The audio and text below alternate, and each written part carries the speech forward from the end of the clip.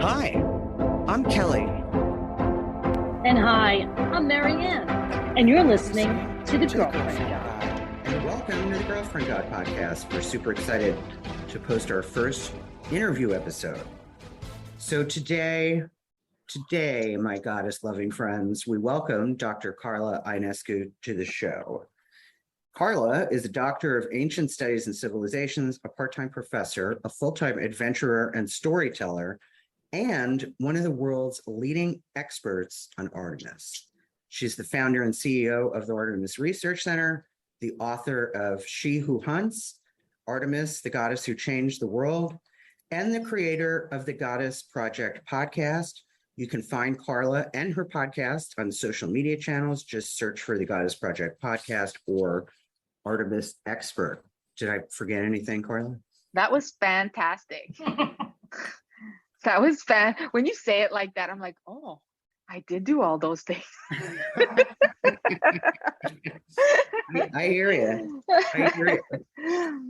That was great. So let's get right to it. Tell us about the first time you encountered Artemis, and you know what our podcast is about, so we don't mean the facts, research, detailed answer. We want the gory details of your emotional experience.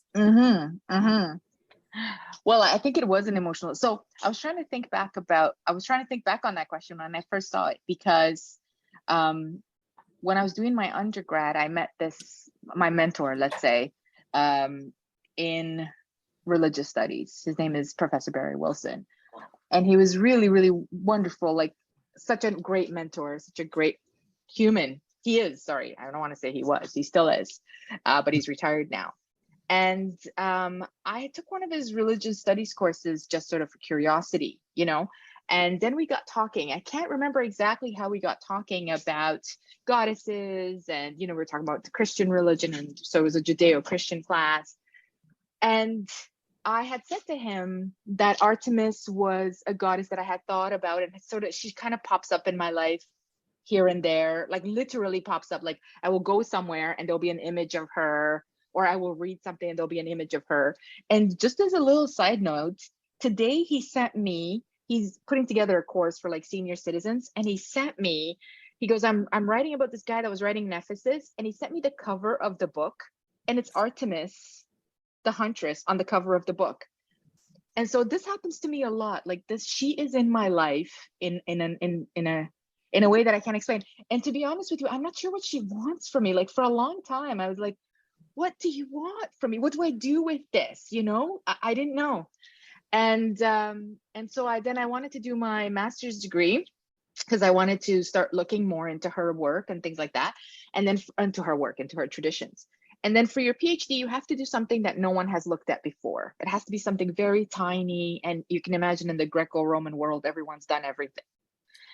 So I looked at her, especially in Ephesus, and I realized that no one had looked at her since like the 1940s, and I thought maybe that's what she's trying to tell me. She keeps popping up in my life, especially the Artemis of Ephesus. I don't know if you ever saw her statue with the bulbous coat, that kind of looks like beehives or bulls or whatever.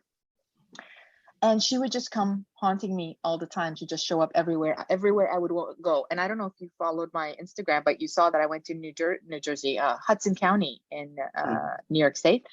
And my cousin took me to, I can't remember the name of the town now. Sorry, New York. But she took me to a bar, and she's like, oh, there's this really great graffiti of Artemis, right? And I thought, oh, cool, let me see it, because I thought, oh, people did the huntress or something, it's graffiti. And I don't know if you saw the picture on Instagram, but it's Artemis of Ephesus on this massive scale. I literally, like, my mouth was open. I was like, she still wants something from me. I have not fulfilled whatever it is that she wants from me. So I really became, I guess, I don't know. I always say I became obsessed, but in a way I had no choice. She followed me around and she wants something. And actually just recently, I was starting to think that maybe my role here is because, I want to create the Artemis Center in real life. So we have a real center where women can go and practice and learn about religious studies. And I thought to myself, maybe that's what she wants from me now. Like maybe raising awareness, maybe going back to some of the old goddesses, maybe some kind of divine feminine community, you know, maybe I'm still on the path. I still have not answered the question yet. But since that time where she kept showing up, I would travel with my mother. She would show up somewhere in a garden somewhere. There'd be a statue of her. I would go travel with my friends. She'd show up somewhere in some way. And so I kind of fell in love with her. Like, at first it was very academic because I think I was afraid to let the spirituality in my life. And also in academia, if you say I'm studying a goddess that I love, they kind of look at you like, well, that's nice, but like, we need some documentary data, you know? I really had to fight for it because I had a couple of people on my committee that were not too impressed. You know, they were like, Artemis, you know, and I had to really convince them that she was worth it. And I remember having gone to Ephesus and coming back with my own pictures. I literally printed them off. I sat in the committee boardroom, and I passed the pictures around, trying to make the connections I was making for my PhD. And I could see like the committee going, "Oh, this might be good," you know, like, so they had seen the connections then. So I had to kind of fight a bit to do it.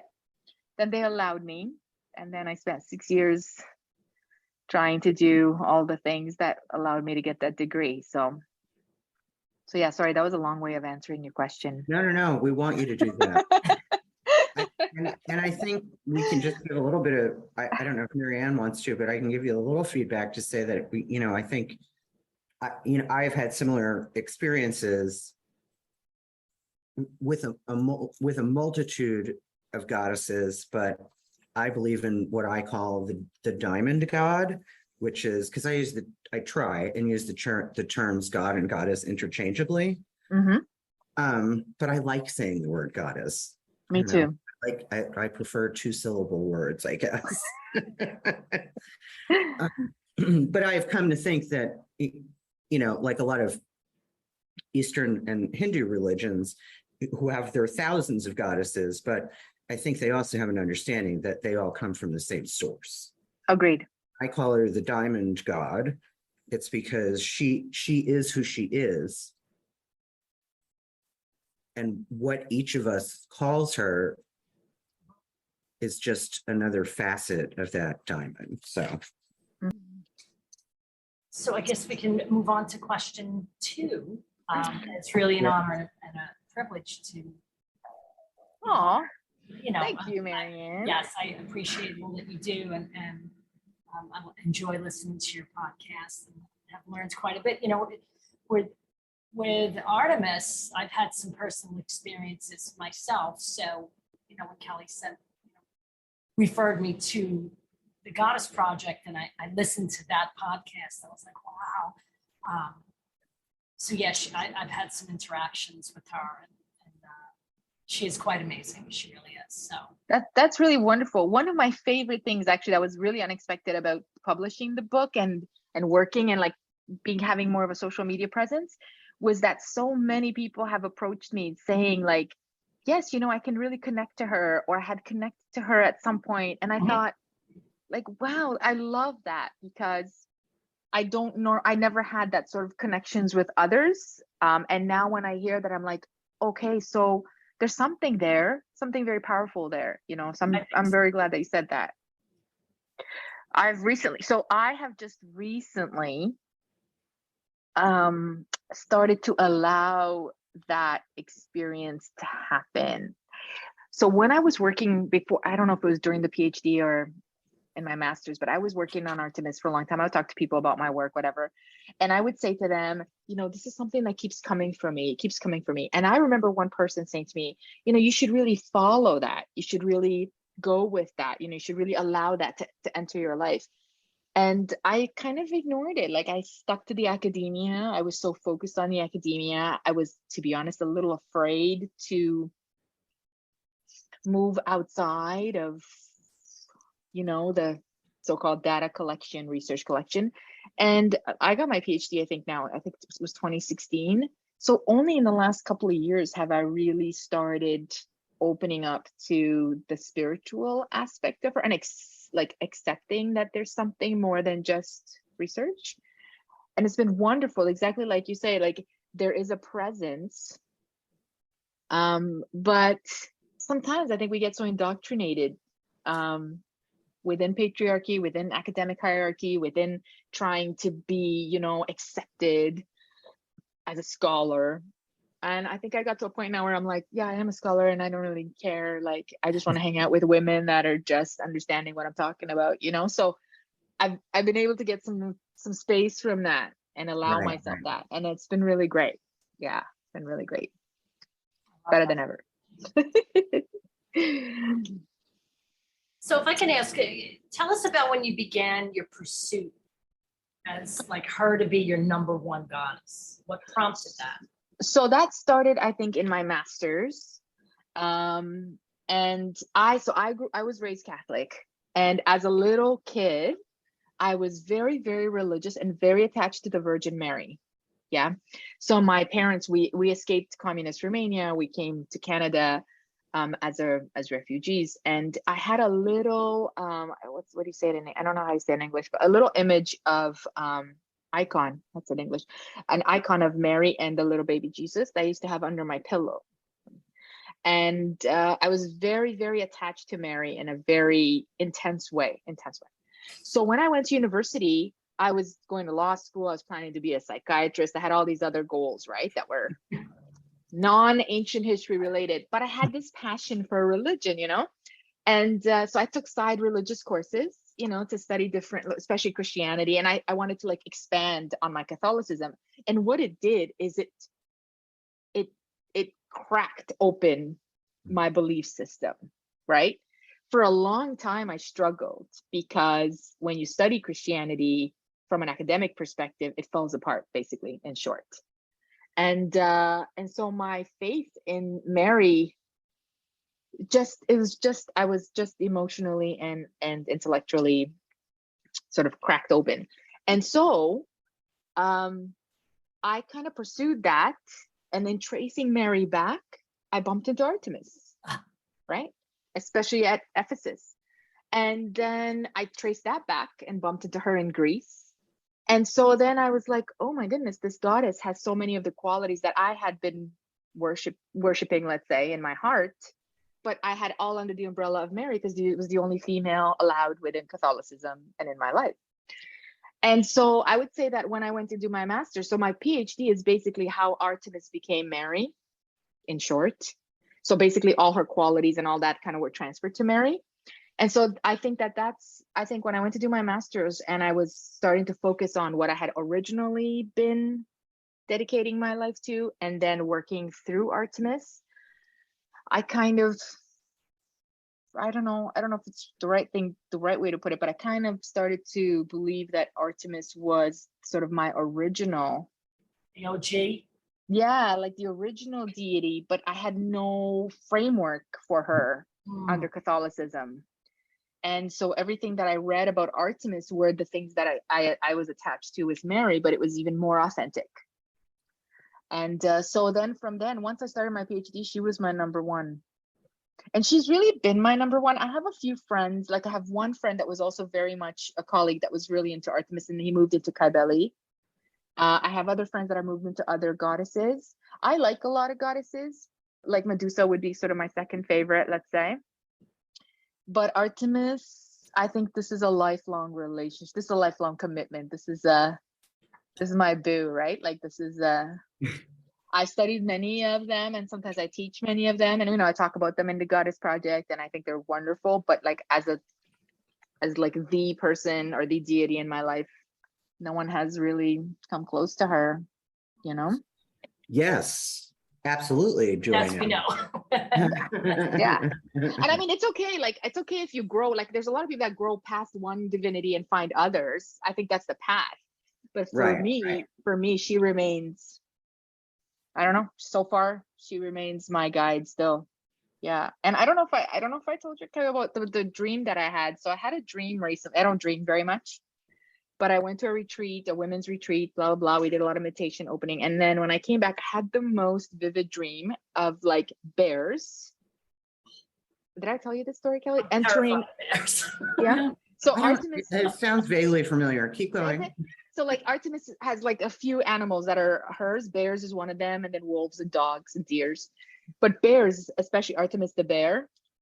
And I had a dream, the most vivid dream I've had in years, where bears were coming into my house. And then I would back up and close the door, and bears would break through the door. And I would back up and go into another room, and bears would come in. So I wasn't afraid, but they were like, and I woke up and I knew that it was like her coming for me, saying like, open the flipping door, accept me in your life. What is going on with you? Stop running. And that was fairly recent. So and then I saw her in New York State. So she's still like primary to me. And I guess from a professional perspective, no one else is still looking at her. Like I'm always looking for, is anyone else doing work on Artemis? No. There's a few people in the world that did a few things, but they're sort of, well, they're mostly masculine interpretations of cities and other things, and she's kind of in there. So I guess I also feel a bit like it's my duty, I don't know, my responsibility to make sure that people see how amazing she is and how significant she was. And so, yeah, I don't know if that answered your question. Sorry. It does. This is why it's that passion that drives me to do a podcast like this, because I feel like, oh my God, this is excellent news. More and more evidence that yes, it is a feminine divinity, because although logically, I know that the creator of worlds and universes and the Milky Way is a non-physical entity, genderless, you know what I mean? I know all Yes. that logically, but as a human being, to have a spiritual path, I at least need some sort of iconography, Yes. and and I'm a lesbian, so of course goddess worship works for me, Mm-hmm. right? Mm-hmm. Well, a lesbian who has issues with her mother, so I need a mother, so I look to the goddess for that. Mm-hmm. So I get that, and that really resonates with me. So I think that's the issue, I think, for a lot of women in maybe the Western patriarchal world, I don't know. But this idea that since you only have one feminine divinity, let's say in Christianity, for me in Catholicism, it was the one thing I could cling to. And I don't know why I was so drawn, to this divinity, to Mary, but I think it echoed a lot of the archetypes and symbols and messages that previous goddesses had. So as a kid, I didn't really know, those things. But as I started to study them more and more, they resonate in a way that you can't explain, right? Because it's an internal experience. And you just know this is right. You're just like, yes, this feels right. I should say that for a few years as an undergrad, I had a real like existential crisis in my religion. And for a long time, my mother's still quite religious. We couldn't really have conversations because I was moving away from Christianity. And therefore closer to hell.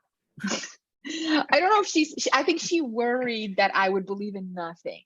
I think that was her thing, that I would have the faith, and I guess for a bit I really was all over the place. And now I think when I tell her, I say, no, Mom, I'm leaning more towards that witchcraft thing that we used to talk about back in the day. I think now she trusts me more, that I think she just wants me to be spiritual. She's accepted that Christianity is not going to happen for me, although I enjoy the stories, and I still teach it as a sort of historic tradition. Mm-hmm. But like in my personal faith, it's not for me.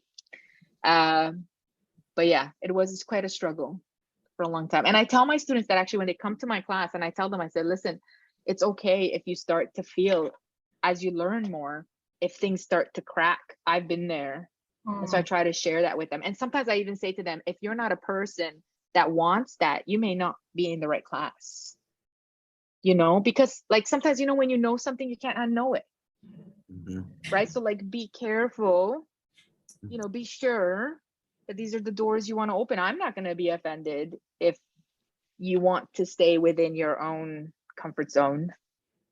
So I kind of give them a warning a little bit too, because it does sometimes crumble. Yeah, it often crumbles. Mm-hmm. Yeah. That's Yeah. fun. So, had you worked with other gods and goddesses? That- We have a clarification there. that's a great question. Let me think. So in my teaching, I would say that I've worked with, well, all the Greek gods and goddesses, and then of course Romans, which is just the flip side. I work with some Egyptian gods like Isis, Horus, Osiris. So I do teach some Egyptology a little bit. I do teach a bit, like, so I have a world religions class in which you have to teach all 5 religions. So I teach a bit of Hinduism, a bit of Sikhism, so some Eastern traditions. And so for those purposes, I do have to research those goddesses and gods. But I would say sort of as publishing something or writing about something or anything like that. No, mostly Greco-Roman, Middle Eastern, because again, a lot of the Greco-Roman goddesses came out of or went into the middle. There was a sort of interaction. But I would say that this, if you ask me what my area of expertise was, it would be the Greco-Roman history. Yeah. So when you look at working with, like, what does that look like? Like, can you elaborate on that? Is it ritual, worship? Oh, yes. So I would say yes. So I would say definitely. So ritual is my number one. So ritual, and then kind of like architecture. So I look at temples. So one of my goals is to document all of her temples throughout the world, because I think many of them have been mislabeled and many of them have been not labeled yet. So that's like the architecture space. Rituals for sure, that's sort of primary. So what were the rituals of the goddess, like life rituals, death rituals, war rituals, that kind of stuff. And sometimes I also look at popular culture. So how does this goddess survive today? So because I love film, I love watching TV, and I love comic books and all the nerdy, like Lord of the Rings, Star Wars stuff, whatever. And so I sometimes find her in popular culture. I don't find her in popular culture. And so I would say kind of trying to connect like the past to the present. That would be another way that I work with her. So when you want to commune with her, like just you and the girl, just hanging out, and your girl. Oh, that's a good question. Gory details, please. I would say that the strongest connection I've ever felt with her was when I went to Crete. So I went to Crete a few times, but the first time was just as a tourist, blah, blah, blah. The second time I went on my own and stayed there for about a month. I went into this cave that was, because I became obsessed with caves, again, because of Artemis. You know about the cave. Right? So I went into this cave that it was marked as sort of ancient goddess worship, but I did some research and found out that actually Artemis was worshipped there. I went into this cave, and this cave had like, I don't know, an energy. I don't know how to explain it, because I've been to that cave several times and it's the same energy. I'm almost afraid. Like, so you go down into, so these are deep down caves, right? So you go down into the cave. In the middle of the cave, there's like, it looks like they're statues, but they're not. They're just like just rock formations, but they look very feminine. Anyways. And in the old days, women used to circle around with candles and praying and doing all these things. But I was there by myself, and there was just something, I don't know if there's a word for it. It was a bit frightening. It was a bit dark. It was really powerful. Yeah. And so part of me was like, run. And the other part of me was like, no, face it. And so I would say that probably the strongest sort of commune with her was there. And I left the cave afterward. I kind of left walking backwards because I was a little bit like, and then ascended back up.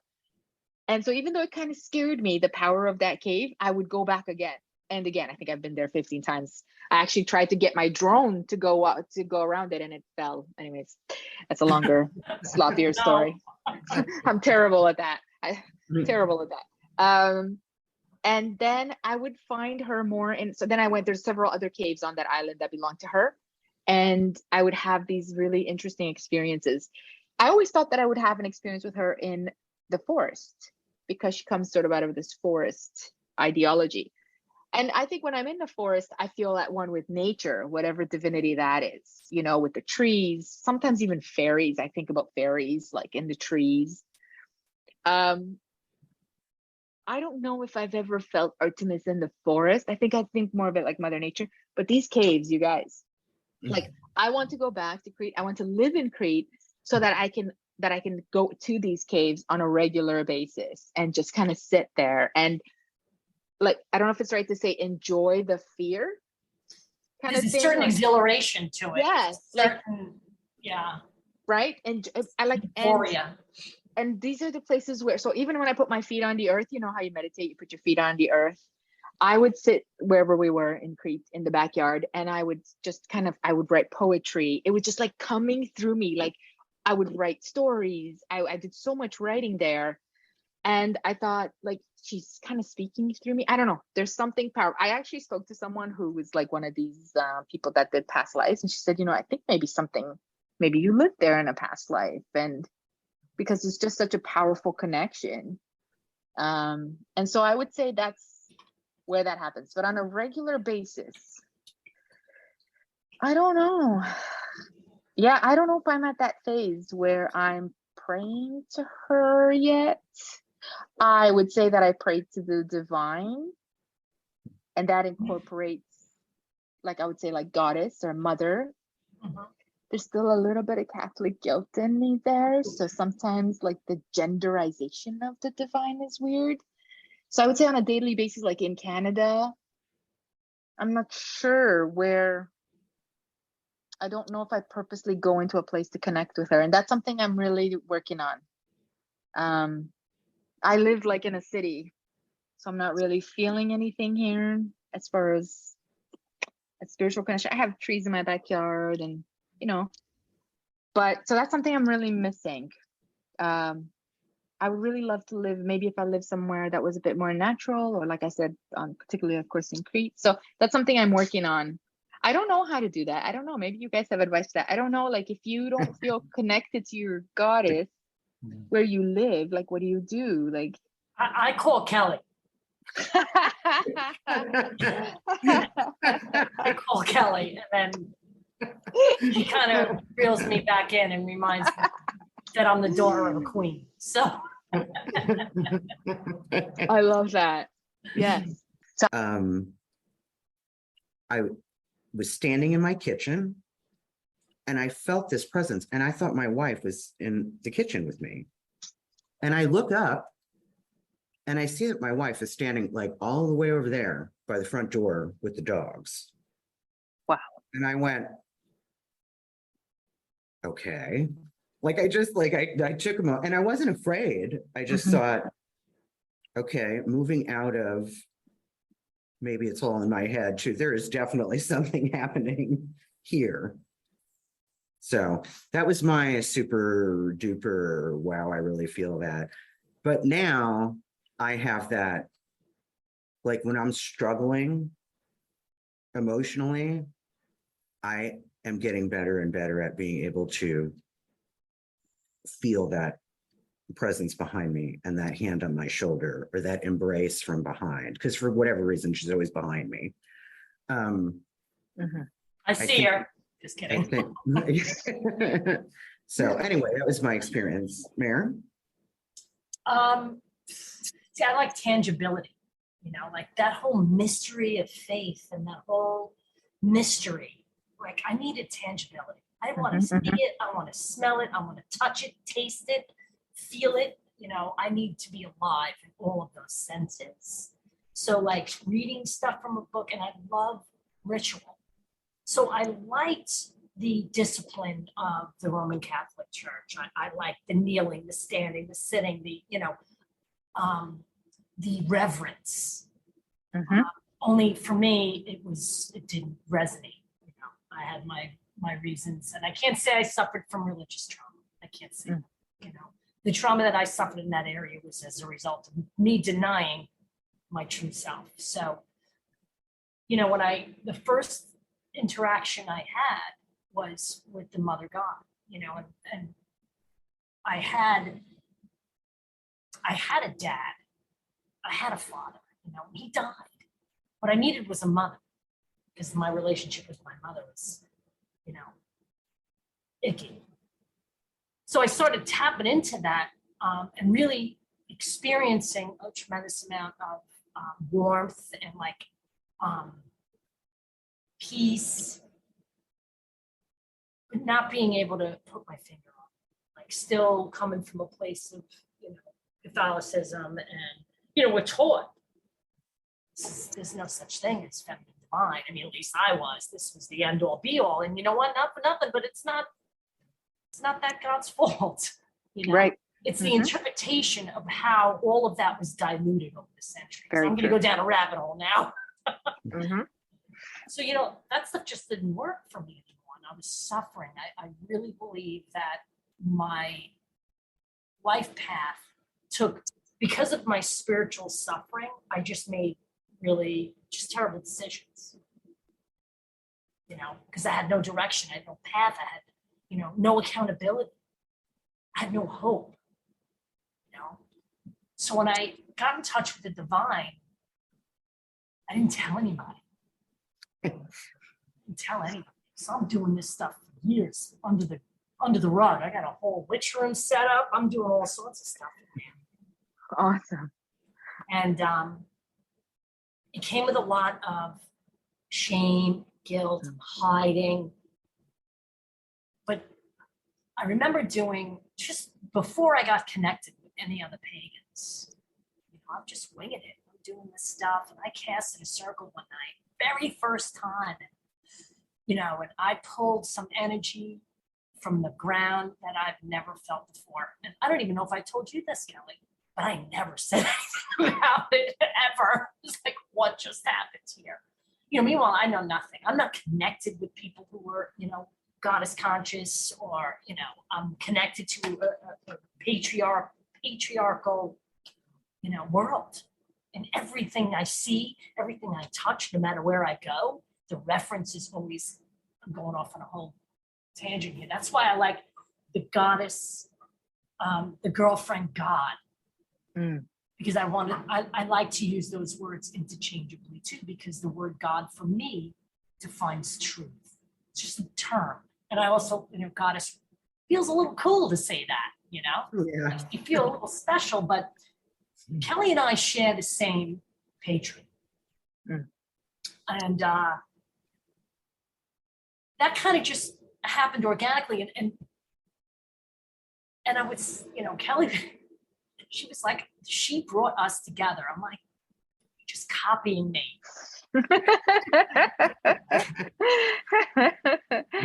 These kind of things, like I don't share with people. So when this started happening, and I believe that Kelly's experience and spiritual path and my, as well as mine, reconnected at the right place, the right time. I was having this, I can't even say it, existential crisis. And she understood. So not too long after that, I found Ellen of the Waves, and I found her in the trees. I found her on all my hikes. I found her, I could see her, I could taste her, I could feel her. She was real. I'm getting the chills. Me too. I was thinking When that. the wind blew, and I didn't know this until after. So I didn't know anything about who she was. I would be like, oh, let me read about this. No connection. Kelly knows, like, I need to experience things, reading is not my jam. And then in hindsight, I'm like, oh, wow, now I know. Now I know when I hear her in the trees. Now I know when I feel her behind me. Kelly has to remind me a lot. I'm like spiritually codependent on Kelly. Really. I once did this show in Canada. I don't know if you guys have ever heard of it. It's called Man Tracker. And it's basically a kind of like a reality TV in Canada where a tracker, two girls are dropped in the middle of the forest. They have to get from point A to point B, and a tracker's tracking them and has to catch them.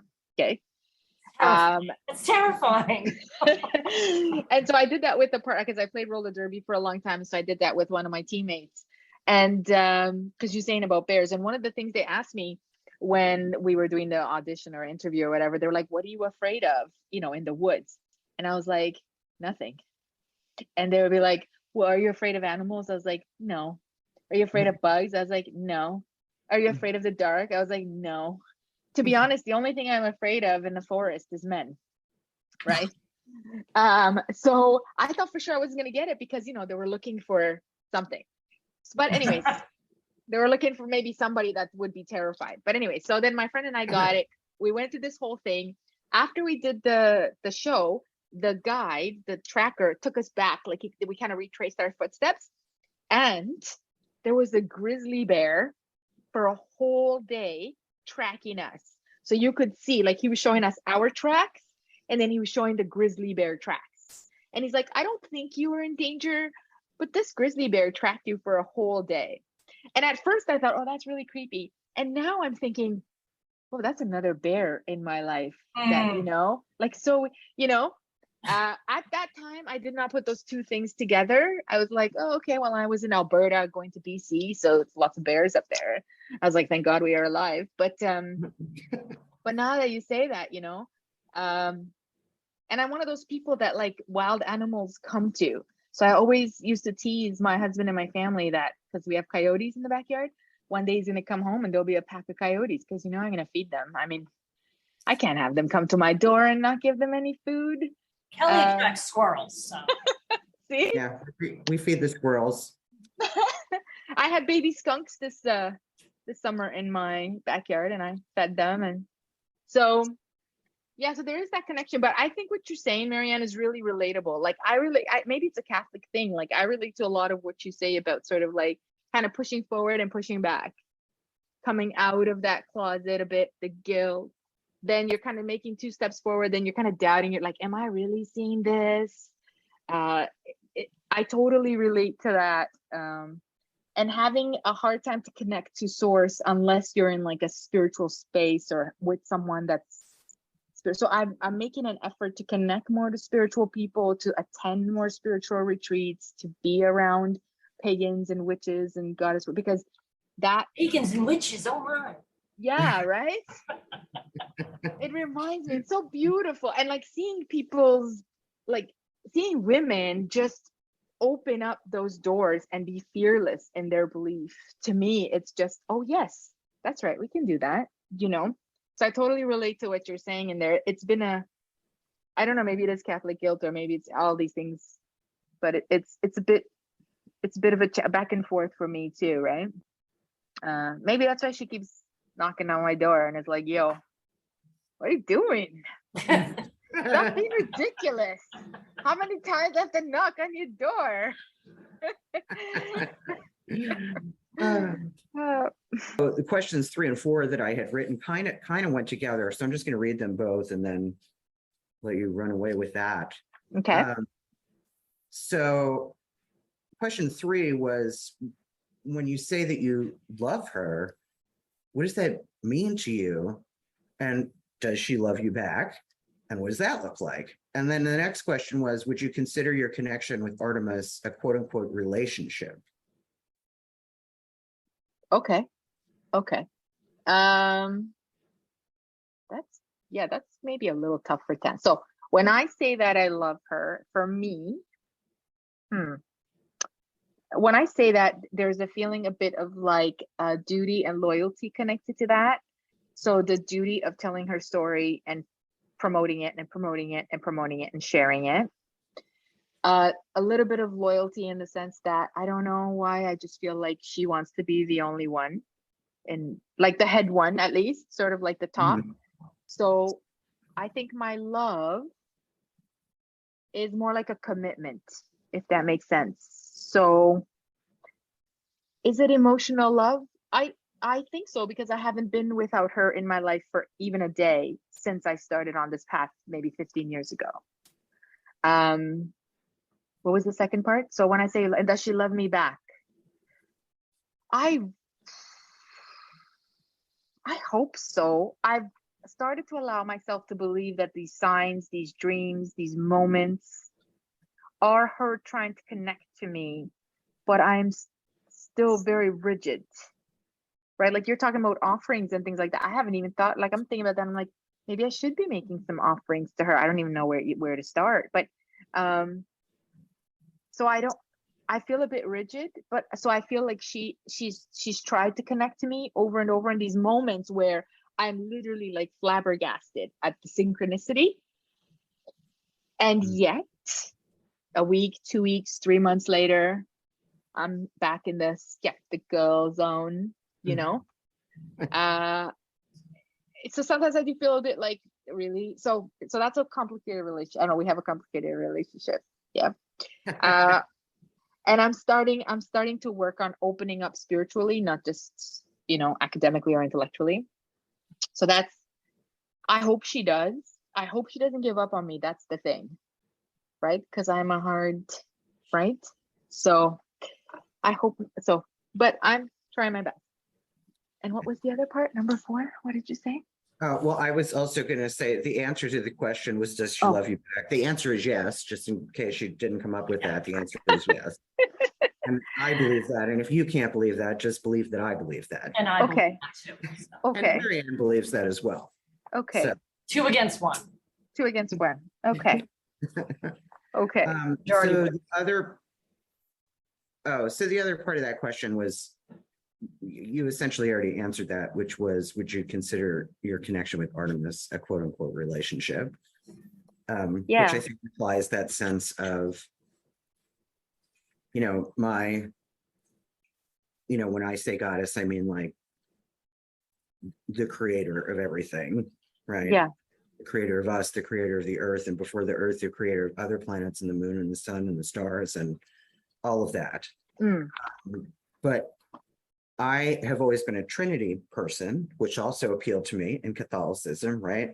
Marianne and I were just talking about that the other day. Like what I liked about Catholicism was the ritual, right? The incense and the procession and the lighting of the candles and the altar boys and the music, choir. singing, yeah. Yeah. So I did like that part. We ask all our guests. Well, we're going to start with you. After that, we're going to ask all of our guests the following 2 questions. Like you wouldn't call, if anything, you'd call yourself what? An Artemist? Artemis. Yeah, I think I would fall under the pagan witch category, but okay. I would say, maybe I don't know what an Artemis worshiper would be, but yeah, so a goddess worshiper and definitely pagan, and witchcraft feels right as well. Or witch, maybe not craft, because I haven't actually done any spells or anything, but witch sort of belief and right, which also, like modern day witches, all those beliefs have a history too, right? Yes, right. So that feels right as well. So current favorite television shows or movie? Oh, you're killing me with these. My current, now I'm revealing all of my terrible trash TV watching. My current favorite TV. The last show that I finished was Virgin River. Have you guys heard of Virgin River on Netflix? It's like a totally cheesy. Yes, it's a very cheesy rom-com. But the place where they live, this Virgin River place, is my dream place. It's in the mountains, in a lake. She lives in the cabin. Everyone's getting along. So I'm obsessed with the plot is okay. Even the main character is okay. But the place, oh my gosh, the visuals, it's stunning. That's the other thing I've been watching is, of course, RuPaul's Drag Race, which is, oh my gosh, I love that show. I mean, the all-star season is the best season that's ever seasoned. So I'm obsessed with that a little bit. So those, I guess, are 2. But I also love reality TV. I love really bad reality TV. I think that's the psychologist in me. So that's, I watch a lot of TV, guys. I know academics are not supposed to watch TV, but I do. I watch a lot. I watch a lot of TV. I watch a shameful amount of television. I don't understand how you watch that much TV with all the other things that you do. I was just thinking the same thing. Like, do you sleep? I do. I don't know. I Like, watch it. okay. Yeah, like sometimes I will stop doing something and I'll say, no, now I need to veg, so I'm just gonna watch some easy TV. Like, yeah. And I love like murder mysteries. So I have watched on Netflix, they have international murder mysteries, like Italian, French, blah, blah, blah series. Somebody's always getting murdered in some forest or something. I'm obsessed with watching detective stories. Yeah. Yeah. I myself watch the occasional Scandinavian noir. Right? Mhm. And finally, if you had to pick one song Oh God. as a theme song for the soundtrack of your life, what would it be? The soundtrack of my life. I can't believe you're making me admit this. There's a ton, of course. There's a ton for all of us. But I think if I'm being honest, the first track that came to mind when you said that was like "We Can't Stop" by Miley Cyrus. I'm a huge Miley Cyrus fan. Okay. Wow. My daughter, when she was small, she loved Hannah Montana. And one of our favorite memories is when she was 15, I took her to see the Miley concert exactly when Miley was bucking out wild. It was the Bangers tour. And it was incredible. And one of the things that I really love about Miley as a woman is that she's just like, she doesn't give a shit. Uninhibited. She just doesn't get, and you know, to be like, I was a 20-year-old, we all were a 22-year-old, and I look at her and I think, wow, to be in the public eye, to be so judged, to have all the problems that we all did, and just keep going. So I admire that. Like, I see that generation as powerful, you know, like I think to myself, man, I should have been like that when I was 22. And I'm not saying I was some wallflower, but I was definitely much more a product of my society. I guess maybe that was the times. You know, don't be too loud, don't be too whatever, you know, those kinds of things. So I really admire her. And then yeah, my daughter and I, she's sort of been our, I guess, one of our things where we connect on. But I gotta tell you, like, just gotta be honest, like some of her music, I'm like, yes, like We Can't Stop, on my own, doing shit by myself. I don't need you in my life. I'm like, yes. So it feels a bit empowering whenever I'm feeling all like and she says, she has that line where she's like, it's my mouth, I'll say what I want to. And I just find that like, yes, you know. So I would say that is one. I don't know, there's probably a ton of them, but that is one that every time I'm listening, I'm like, yeah, my mouth, and I'll say it. So I have to, you know, you have to remind yourself. I think having been a product of so many structures in which you have to watch what you say and watch who you are and watch how you act, and so I think that's a me. That probably says more about me than anything else. So that's a good question about the damn song, but it's also like very revealing. Like, oh my god. Yeah.